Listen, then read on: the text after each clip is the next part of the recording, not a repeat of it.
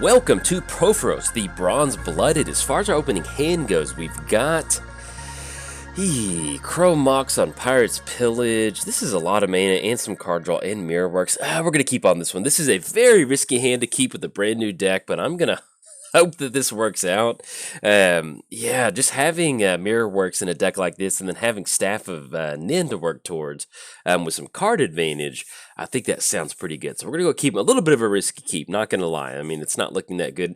But the thing, if we hit just a red card that doesn't require us to do something with Pirate's Pillage, then we might be able to get some good stuff done. So let's just go and lead off with Mountain and kind of keep our prayers open to the magic gods and then get this game going. But yes, welcome to Purphoros Bronze-Blooded, and also welcome to the very first commander of Theros Beyond Death. Hope you're excited.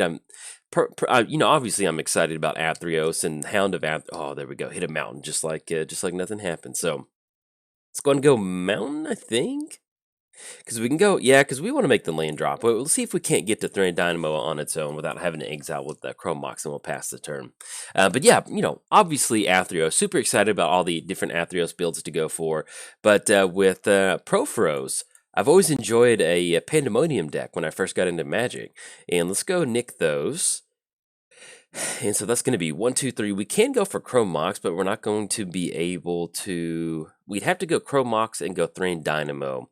I think I'm okay with that. Let's do this. Let's go Crow Mox. We're going to exile Pirate's Pillage. I wanted to hold on to that to kind of be an extra red source if we needed it. But if we can get Thrain Dynamo to stick, that's really going to help us push our game plan. So I know we're. Okay, there we go. Oh, that's good. Anything else, pass it over to our opponent. So, but yeah, Purphoros was the commander that I was the most excited about because it was reminds me of kind of one of the first decks I built when I got into Magic, and I'll talk about that here in a second. But to have Dalakos versus Purphoros, that's pretty darn cool. So this is a artificer, not an artifact creature. So at least this will come into handy. This will come in handy with dealing with some artifacts from our opponent. So at this point right now, since we do have Purphoros to go for, but I think what we'll end up going for, because it's going to be 1, 2, 3, 4, 5, 6, 7. We've got 7 total mana. Staff of Nin's going to give us some extra card draw. We can actually, if we hit the land drop next turn, go for Purphoros. I think I kind of like going Staff of Nin because one of the things that this deck really wants to do is just get some really nice card advantage going. So we're going to go Staff of Nin and then pass the turn to our opponent. So let's just cover our commanders real quick and then we'll kind of jump into the deck and talk about stuff. So make sure we don't have auto yield, so I go for that damage ping. We're playing Purphoros, Bronze-Blooded, Indestructible Devotion, 5 turns into a creature, then other creatures you control have haste, then for a 3 mana activation, you may put a red creature card or an artifact, Phyrexian Metamorph, sure. You may put a red creature card or an artifact card from your hand onto the battlefield, sacrifice at the beginning of the next end step. Let's go ahead, well, we'll wait, just in case our opponent gets some random 1-drop artifact support creature. Let's go Staff of Nin up top. We're going to pop them for 1, and then we will end up using that Vandal Blast on Staff of Nin because we want to try to keep the card advantage one-sided, especially in a matchup like this. It's going to be pretty important. All right, so we do hit the land drop. That's going to be Mountain, and then Hedron Archive. So let's have Mountain come down. Yeah, I'd like to hold on to it, but we're just going to go ahead and take care of this one. This is not something we want to play with the entire game. If they've got counter magic and they have to use it on this, that's fine. But at least we can force the issue of that's probably something they would want to stick around. So that's going to be 1, 2, 3, 4. That'll be 1, 2. Yeah, I think that's going to be just enough for Mirror Work. So this is going to be great. All right, so it's going to be 1, 2, 3, 4. And this is basically, we have a ton of mana rocks in here, and I'll kind of explain why. So it's going to be 1, 2. Because you want to have the most impactful board state as soon as you get down Purphoros. So anything else, we're going to go and pass the turn over to our opponent. Playing against Dalakos. Pretty sure that's how you say it. Add 2 mana to your mana pool. Spend this mana only to cast artifacts or artifact spells or activate artifact abilities. There we go. Sorry. I'm not going to lie. This is a Good Morning Vietnam and the very first video of the morning too. So I'm doing okay, but the brain is still connecting different things. Like how to deliver commentary or how to read a Magic card. So there we go. We did cover both commanders. Give a quick shout out to our sponsors, MTGOTraders. If you want to be one of the Forge workers and work in the Forge of Purphoros and, become a little lava monster, head over to MTGOTraders. We're looking to hire some lava monsters. And also, let's give a quick shout out to inkgaming.com and, of course, Patreon. If you want to support the channel, support cool content like this, there's a link down in the description below. And, we forgot a ping. I'm sorry. We'll get it next time, though. Okay, so we're going to get an extra card draw with Staff of Nin, Mind's Eye, well, and Mimic Vat. Okay, actually, we're getting pretty good. The only thing that we're missing is like an enter the battlefield damage effect, so we can make this work. So let's go for Purphoros. Well, if we're not going for that just yet, let's go Mimic Vat. Because this is pretty much, we have every single support card that we need. And on top of that, we have a Mirror Works.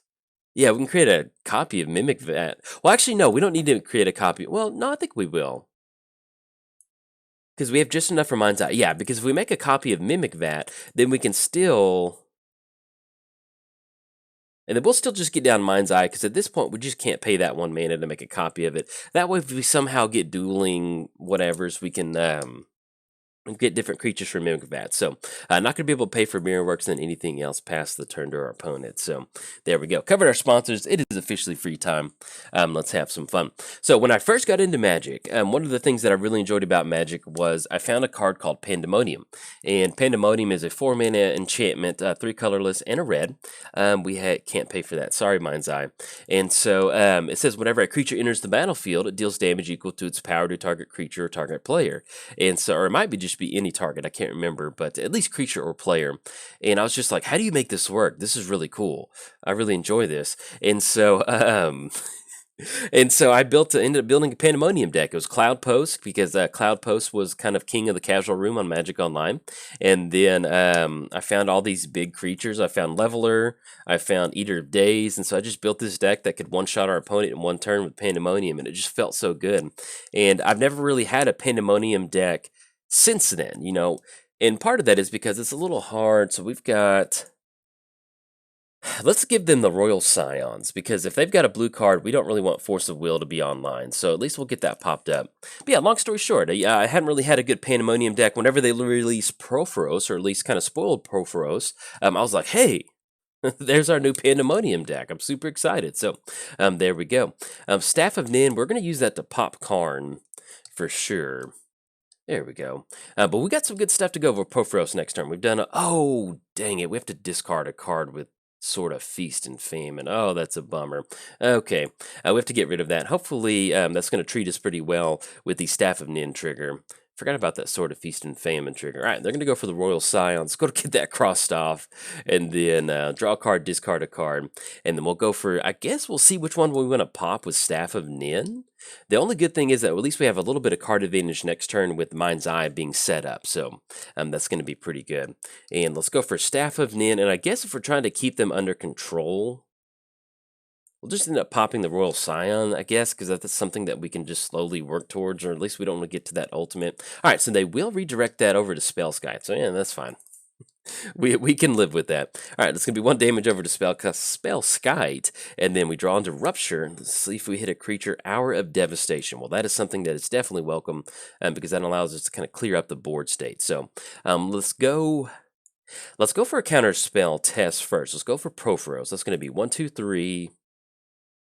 And if they counter this one, that's fine. Then we can also follow it up with Hour of Devastation to kind of hit the reset button. So let's go for that this turn. I think we're going to be able to survive on this one. Unfortunately, with us spending all 10 mana, we're going to miss out on our ability to go for Mind's Eye. So... oh, they've got Mana Drain. Okay, we went for the counterspell test, so that was a good sequencing by our opponent. And then we pass it back over there. So we don't have that extra mana at this point. We're still in this game. We're not going to pay for that. We don't have an enter the battlefield damage effect, but with us having Mirror Works on the battlefield, with us having Mimic Vat, if we can just rip into the right creature, we might be able to kind of bounce back from this game. So we shall see. Let's give them Volcanic Island, and that's going to put Fabricate back into the exile zone. That way we can get that popped up. I'm going to draw a card and exile a card. Yeah, and then especially next turn, if we don't really run into anything, it was definitely worth this. You know, our opponent only had 2 cards in the hand, so it was worth it for us to completely tap out that turn to see if we could get this Hour of Devastation to stick. Because if that happens, that stops them from going from Sword of Feast and Famine, and that stops them from getting basically an extra main phase and forcing us to discard a card. So that was worth it on that one. So, but we will see if we can get it done. If we end up getting a pretty good creature of Purphoros, we can drop it in. We've got a copy of Mirror Works to make it, swing it across. Then we got Mimic Vat. Target player returns each commander they control, draw a card. They're getting an extra goblin on the battlefield. Oh, and excuse me. Okay, that's what that was. For some reason, I was like, I forget that Purphoros.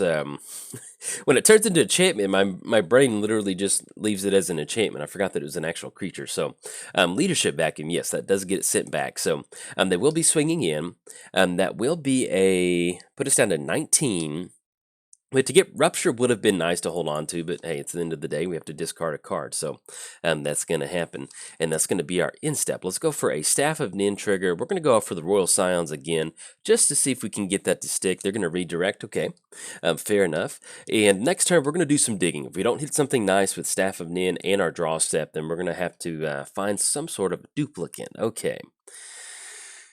All right, so, but at least we can make a copy of it in Mirrorworks, and Ancient 2 makes that just a little bit easier, and we can drop it in a little bit cheaper than 6 total mana. So let's do this. So let's go Purphoros. That's going to be 1, 2, 3, 4, 5, and then 6 and 7 off Ancient 2.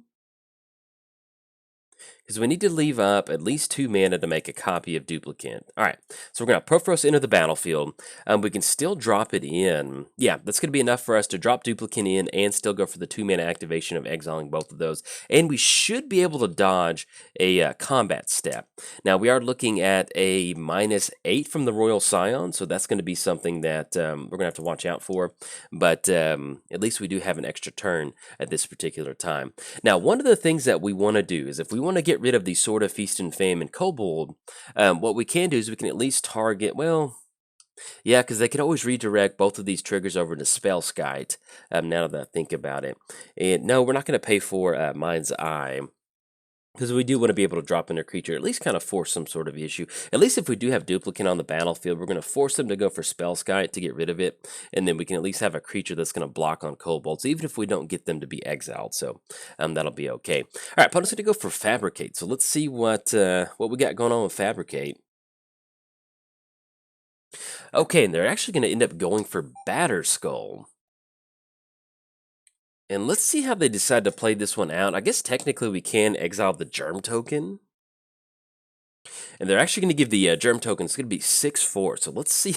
This is a pretty stout build by our opponent. So let's see who's going to swing in. Main thing is we want to deal with this Sword of Feast and Famine trigger very badly. So let's go Purphoros. That's going to be a red or artifact creature card onto the battlefield. That's going to be red activation, and then 1 and then 2. Let's put Duplicate onto the battlefield. That's going to be Mirrorworks trigger. And let's do it this way. So let's put the Mirrorworks trigger on the stack first. And then let's put the Duplicate trigger on the stack for Spellskite. And excuse me, we're going to have to exile a non-token. Oh yeah, this is going to be non-token creature either way with Duplicate. So we're going to exile Spellskite. And then at least we can still end up blocking on Kobold. That'll allow us to go for that. So, all right, so we're going to exile Spellskite. Definitely want to use that ability. Let's go for a let's not Hedron Archive, but go for Mirrorworks. We're going to pay for that 2 mana to get an extra blocker. Yes, definitely want to do that.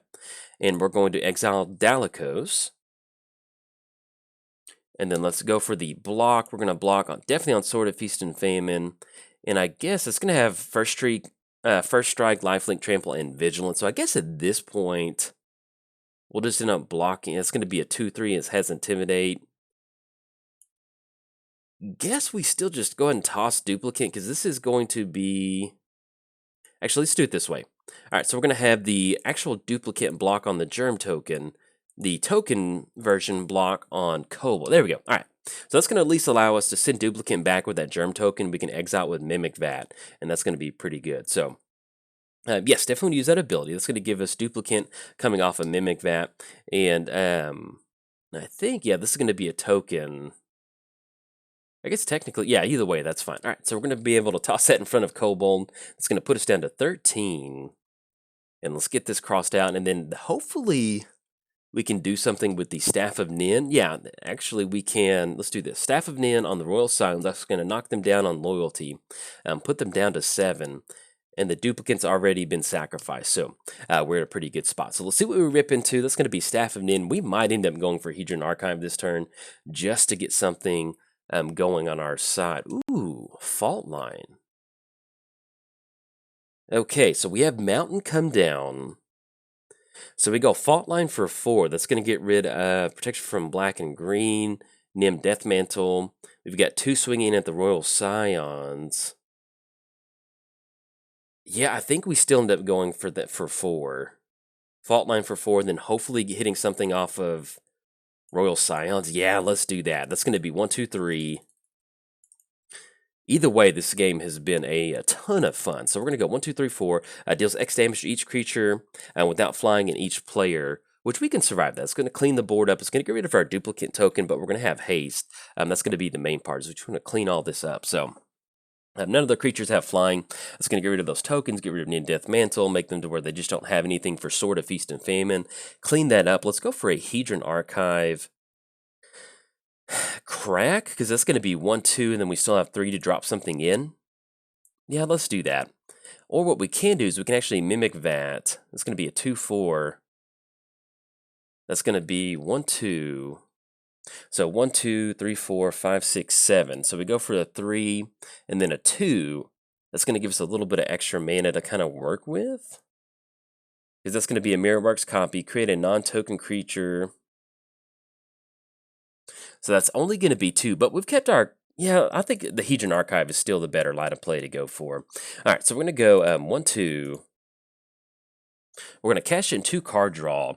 At this point, okay, not really looking for either one of those, but we'll make it work. Let's go Arcane Signet. That way we just have a little bit extra mana. I know we're taking 2 damage, but at this point right now, we just want to get something moving on our side of the battlefield. So, and I think we'll end up paying 2 to make a copy of that. Yeah, I think that'll work. That's going to be a copy of Arcane Signet, and then anything else, we're going to go and pass the turn. So at least we've kind of gotten our opponent's board state under control. We do have the option of them bringing back Batterskull. They can end up going for that. But one of the things that we definitely, yes, we can actually pay for that Arcane Signet. Oh, yes, finally. All right, pay for 1, draw to a mountain, and then hopefully we rip into one of our big beater spells because we've got everything set up. If we happen to hit Pandemonium, that might end up actually working out in our favor too. We have, make sure I'm not missing, yeah, we have no more mana to tap out for Mind's Eye, so I'm not going to be able to pay for that, and we'll let them go to their main phase. So, but yes, kind of cleared up the board state. That definitely worked out to our advantage. We just need to get some sort of big enter the battlefield creature. We're going to have haste from Purphoros. If we can find Pandemonium in addition to a big creature, that's really going to help us kind of push our game plan. So we'll see what we can do. But yeah, so far it's been a lot of fun, and this game's definitely been very well played by our opponents. So, and if I made any sort of mental mistakes or misplays, it's 5 o'clock in the morning, so I'm giving you a heads up. I have a newborn, and I have to record when I can, so I got up and I fed her at 4 o'clock this morning, and so I was like, well, let me just toss the headset on and record. So if there's been some not so tight plays, because I've been up since 4, and I just tossed the headset on. So, but as the game wears on, going a little bit better. So that's going to be Dalakos swinging across. Okay, so that's going to be 3 damage. We're going to have to discard a card. At this point, I just want to make sure we make the land drop. So we're actually going to get rid of Fire Diamond, and we're stuck at 3. Thankfully, we don't have Mana Crypt out there, which is very nice for us. So let's see. Let's see what can happen. So we're going to have the Staff of Nin activation, Thrill of Possibility. At least we do have an active Thrill of Possibility, and then Reforge the Soul. That's going to be 5 total mana. We can thrill for 2 with Mountain. I think we just go Reforge the Soul. That's going to be 1, 2, 3, 4.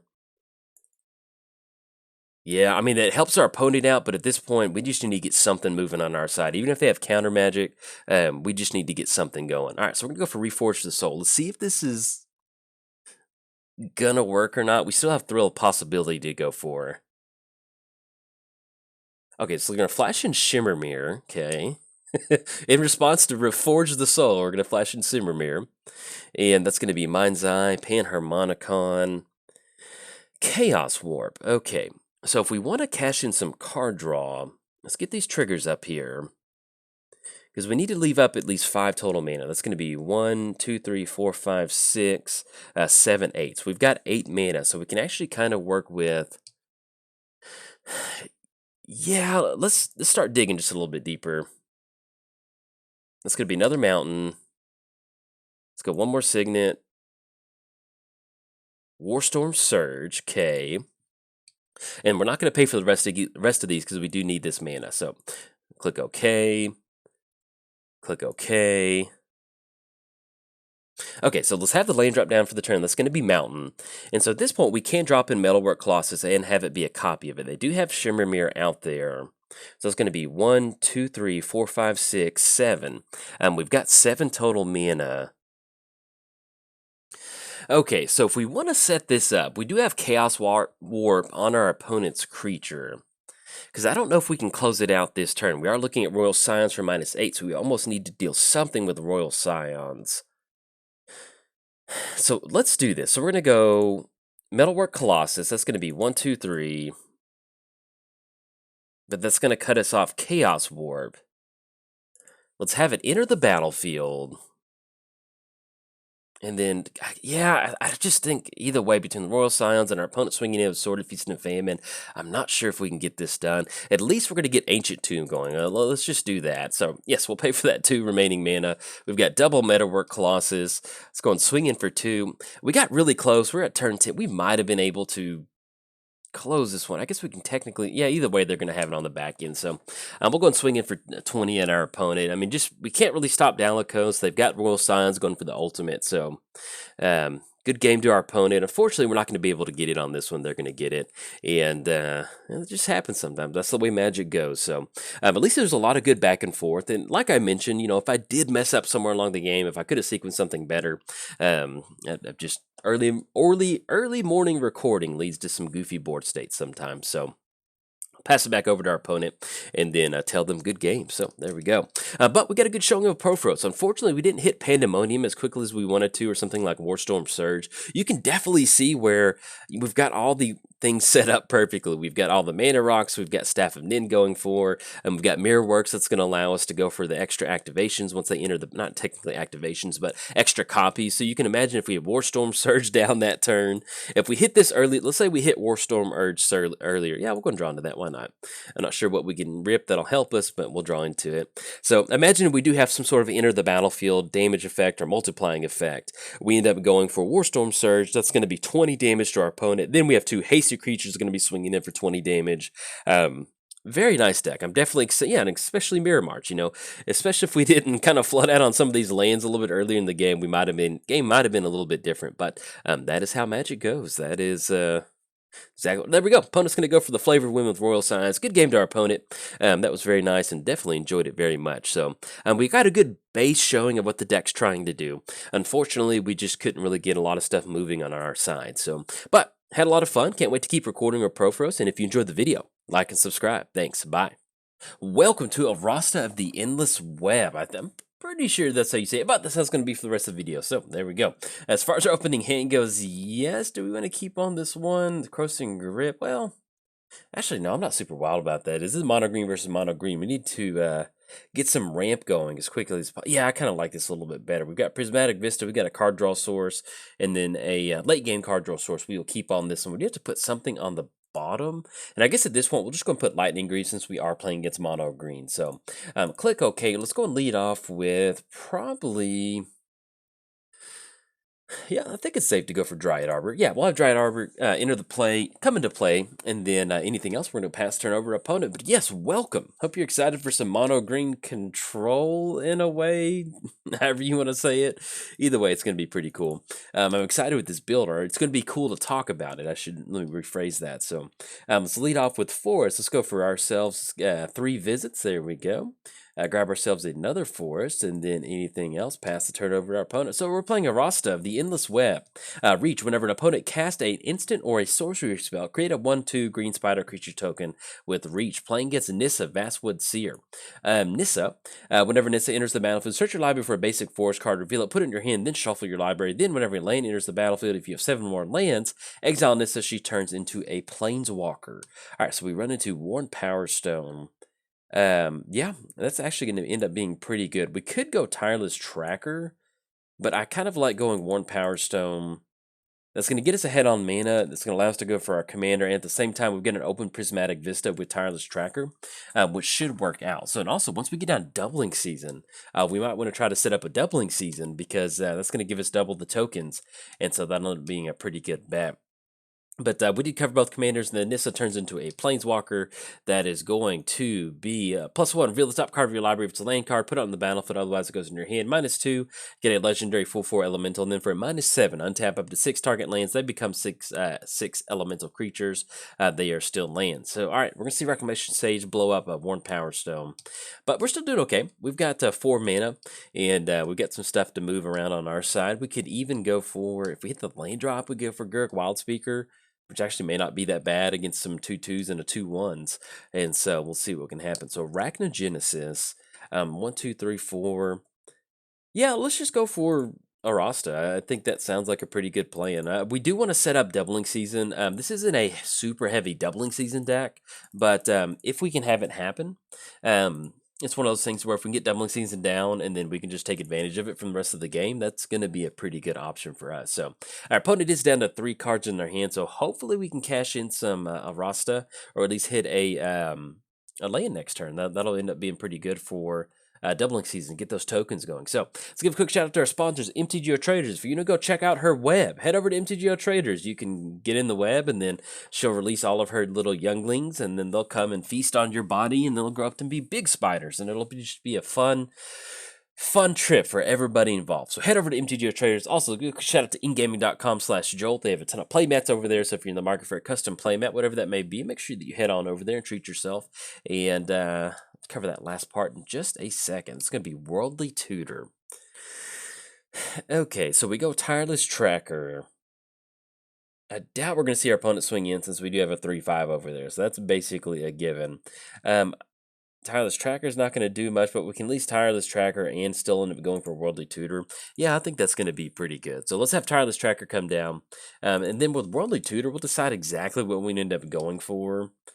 We've got some good options, but we may just want to see if we can't hit a lane for the turn. That might be kind of what we're trying to do. So anything else past turn to our opponent. And last but not least, I started a Patreon. So if you'd like to change them in my credits, or if you want to help support cool content like this, and be sure to check out the Patreon link down in the description below. And if you can't do that, hey, no problem. Just tell somebody about the channel. Also, if you get your hands on some of these sweet tokens, I try to do a token drop each month. Make sure that you're a patron of my Patreon. You'll be automatically entered into that giveaway. So, opponent's got a lot of basic forest over there. A lot of different ones. And that's going to be a Turtle Witness. And now one of the downsides to Arasta, a Exiled. Oh, yeah, and excuse me. She is a... Yeah, that's fine. We still end up getting a spider. And if we end up Worldly Tutoring... Yeah, so they're going to exile Arasta. She's going to go back to the command zone. Yeah, I could be saying that wrong, but, you know, vowels are my enemy in the English language. But look how cool the spider token looks. Oh, that looks good. I'm digging it. And then let's see. Yeah, we're going to hold off on Worldly Tutor. All right, we do hit a land for the turn. That's going to be 4. So let's have a extra Investigate token come down. Not extra, but we'll have the Investigate token come down. Let's go for a Doubling Season. And that really opens us up as far as what we want to end up doing with Worldly Tutor. It's going to make it a lot easier for us to still go for Guruk, because now that we have Doubling Season down, we can just immediately go for Guruk and then go for the -6. But I think at this point, with Doubling Season, amplifying those tokens, if you go to beat Mono Green, you beat Mono Green by just going wider on mana, and they're ahead on mana, but at least being able to generate a board state quicker than our opponent, that will help. Hopefully that ends up holding out. We don't just run into a bunch of Eldrazi. That would not be good. But yeah, as far as the actual build for this commander, I wanted to build something that kind of fits on theme. You know, that web theme, you've got something that whenever opponent casts an instant sorcery, we get a spider. And so I kind of just wanted to build this grindy, mono-green kind of control deck in a way. Yep, there we go. Ulamog's going to enter the battlefield, destroy Doubling Season, and that's going to stop any hope of that being able to give us extra tokens. So, and I guess this is going to be Annihilator 4. Next turn, I think, yeah, we've got Worldly Tutor to go for to stop that, but that Annihilator 4 is not going to be good. We've got the Guruk Primal Hunter for 5, which we can draw 3 cards in addition to Worldly Tutor, and we get 10. Yeah, I think with Ulamog, they're just gonna get it on this. I mean, because we got the thing about it is we could stop Ulamog. We've got Arachnogenesis, but the fact that it has Annihilator 4, we can sacrifice 2 clue tokens. But once we start sacrificing our lands, that is gonna be it. So yeah, good game to our opponent. We're gonna toss it up on this one. Yeah, Azusa, not Azusa, but Nissa Eldrazi is it's the real deal on that one. So anyway, good game to our opponent. And if you enjoyed the video, like and subscribe. Thanks. Bye.